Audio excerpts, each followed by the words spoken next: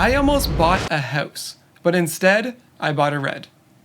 Literally. Back in 2016, when I was 19 years old, I made the bold decision to spend everything I had, and a little bit more, on a camera. But not just any camera, my dream camera, a red cinema camera. Why on earth would someone like me at the age of 19 need such a fancy camera?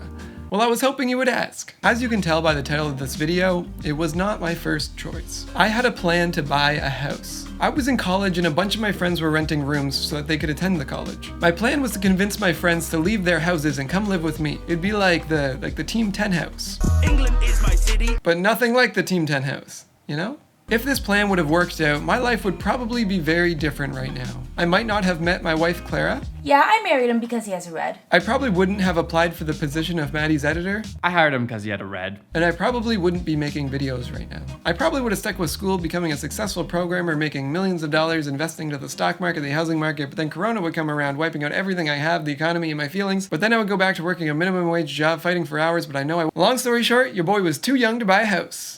Realistically, at this age, no bank would give me a mortgage without a cosign, and that wasn't an option for me. Which takes us to our timeline of the multiverse, Plan B. So I was already working at a production company and freelancing with marketing agencies on the side. And I was ready to take my freelance to the next level. So here's my plan.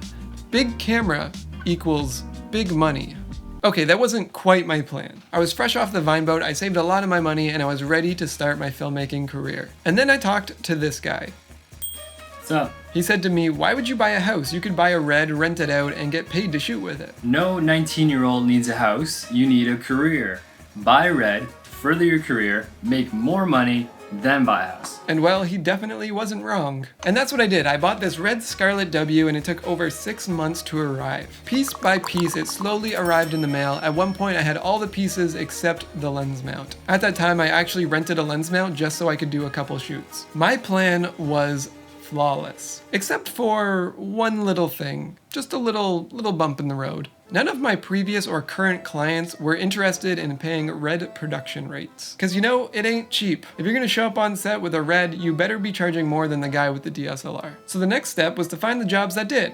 Turns out, they're not that easy to find. I managed to find a few right off the bat. I even worked on a few movie sets. And I would rent my camera out every once in a while, maybe twice a month. For the most part, it was pretty slow making money, but eventually I found ways to consistently make income. I was shooting stock video, and I had a small group of growing, consistent clients and renters. In the long run, this actually sort of worked out. I also like to think that I kind of indirectly made my investment back on the camera as well. When you own a camera like this, people often assume you're more legit than you might actually be. Actually, a good handful of my jobs were just so that my client could look more professional in front of their client. It's actually pretty funny how I learned how optics kind of control the business world. So in many ways, this was kind of a success and a good investment, but in other ways, it was a little bit of a flop. Which takes me to, what did I learn from all of this? Although my investment didn't quite work out the way I wanted it to, I want to share with you guys what I learned through this whole process. Maybe some things that I wish I would have done differently. Number one, start small and work your way up.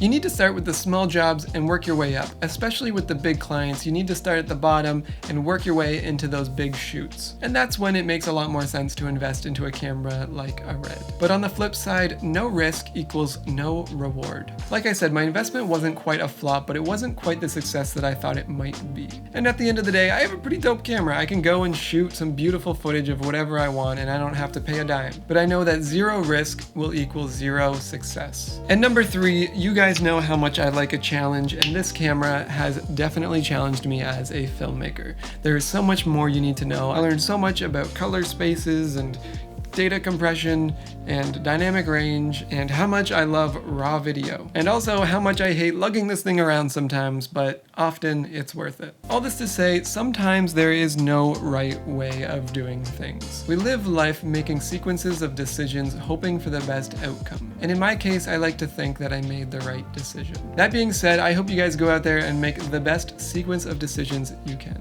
My name is Matthew Paquette, and this has been the story of my camera. Thanks for watching this video, guys. If you enjoyed my storytelling, please stick around, consider subscribing, because if you don't, I hope my video finds its way to your screen somehow.